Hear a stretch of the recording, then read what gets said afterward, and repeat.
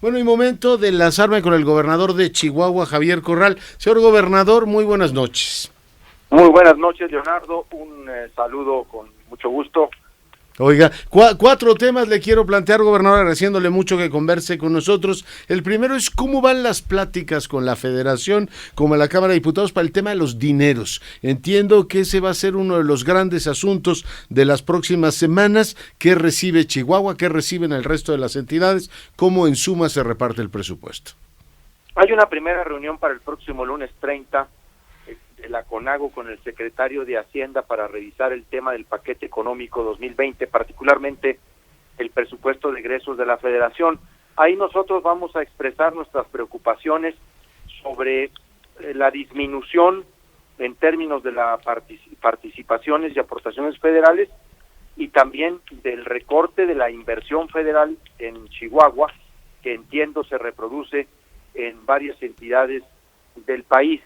Ese será un primer momento, digo yo, de discusión, pero luego buscaremos a la Comisión de Hacienda y de Presupuesto y Cuenta Pública de la Cámara de Diputados para plantearles las necesarias modificaciones y rectificaciones que desde Chihuahua estamos convencidos debe hacerse a este presupuesto de egresos de la Federación. Le pregunto, gobernador, usted tiene experiencia en ya disputas de gran nivel con la Secretaría de Hacienda. ¿No llegó el momento de discutir la coordinación fiscal, en fin, el gran tema de cómo se relacionan entidades con la Federación en esa materia? Está planteado desde hace mucho tiempo, de hecho ya estamos desfasados de esa necesaria discusión. Yo lo he propuesto en dos momentos al presidente de la República, Andrés Manuel López Obrador.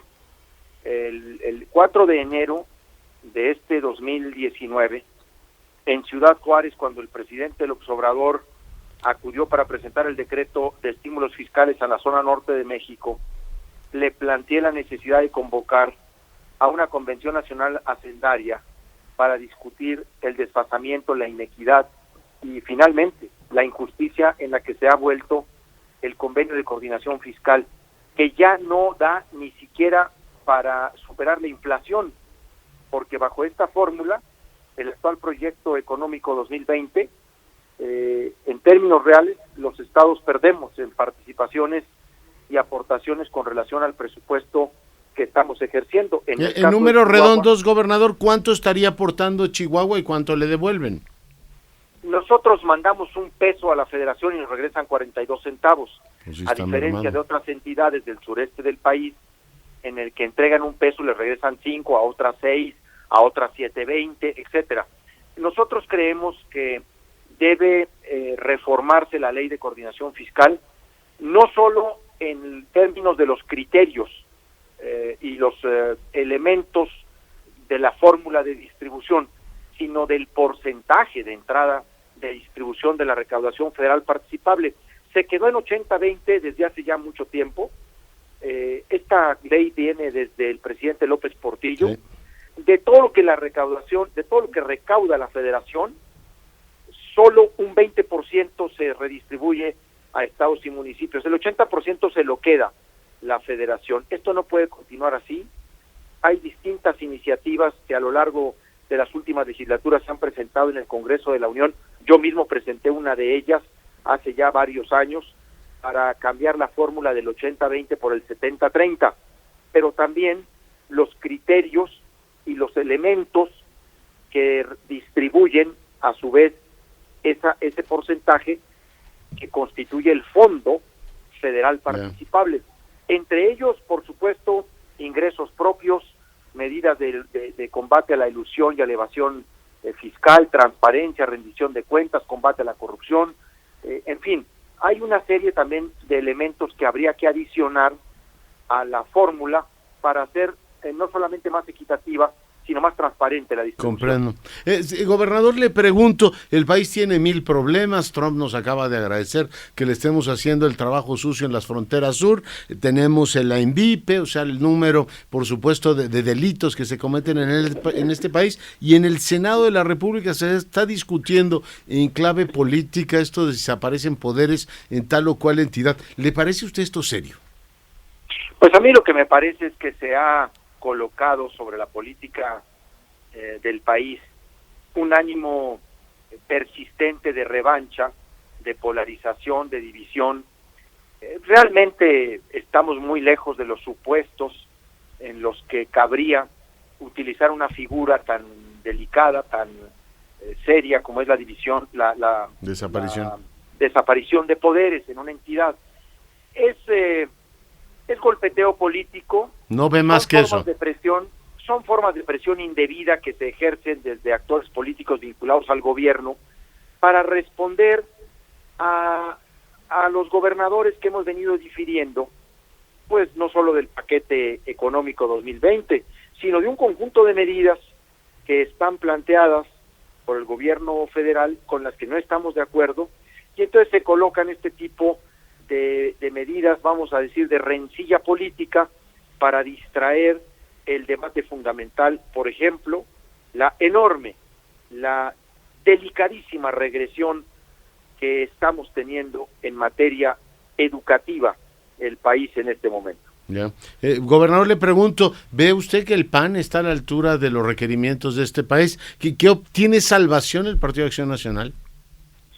Bueno, es una tarea muy complicada, Leonardo, porque hay un proceso autodestructivo prolongado ya por mucho tiempo en el partido. Va a ser muy complejo el proceso de reorganización, de recuperación interna, pero tiene que darse porque no hay otra alternativa, ni hay a la vista otro instrumento que tenga el bagaje, la experiencia, el talante que tiene el PAN como un partido de oposición democrática que ya también ha ejercido el poder. Va a ser una tarea mucho más complicada. Mucho más que romperle la cara a una estructura administrativa, ¿no? Supongo que es más elaborado que eso. Yo creo que es muy simplista el planteamiento de unirnos para darle en la torre a algo. Bueno, pues eso puede ser muy unificador de angustias. En contra de Fox, ¿no? Inmediatos. Lo que yo creo que la tarea más importante es unirnos para construir o reconstruir una alternativa democrática propia, con una agenda que retome el interés común de los ciudadanos, sus causas fundamentales, la democracia como sistema y forma de vida, la transparencia, la participación ciudadana. A ver, tenemos tantas cosas con las que nos podemos afirmar, diferenciar, distinguir de lo que hoy pasa en el país, que ese es el reto. Y es un reto no solamente de reorganización de estructuras internas, es un reto educativo, formativo, ideológico. El PAN tiene que apostar una muy buena parte de su presupuesto, de su financiamiento público y privado, a destinarlo a escuelas de formación para las nuevas generaciones, así como nosotros fuimos capacitados, que recibimos cursos intensivos de doctrina, de ideología, de valores, de objetivos que nos permitieron orientar nuestro tránsito por la política en una ruta. Necesitamos recuperar eso, pero el PAN no le quiere dedicar a eso dinero, pues está en las formas de la propaganda, de la mercadotecnia, del evento fácil. No, tenemos que ir. O sea, no se enteraron de lo que ocurrió el 18. ¿Mandé? Que no se enteraron entonces de la votación del año pasado. O sea, y que la gente está un poco harta de todo eso, ¿no? De la hipersimplificación. Es que ha faltado en el conjunto de los actores políticos en el partido, de la dirigencia, me refiero en lo general, no en lo particular, ha faltado un ánimo crítico y autocrítico y un análisis más profundo, más amplio, más complejo del golpanazo de julio del año pasado. La proporción de votos, de apoyo popular al López Obrador, es la medida también del deterioro, del desgaste, del hartazgo, del desánimo que se provocó en la ciudadanía por acciones equivocadas. El PAN, para poder recuperarse hacia afuera, con la ciudadanía, necesita rescatarse primero hacia adentro, en una reanimación, ahora sí que espiritual.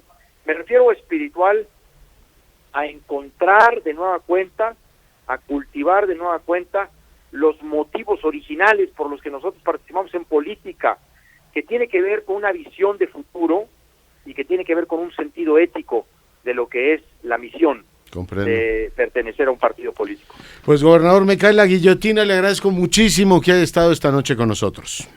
Con muchísimo gusto, Leonardo. Un saludo a todos. Gracias. El gobernador de Chihuahua, Javier Corral, esta noche conversando con usted.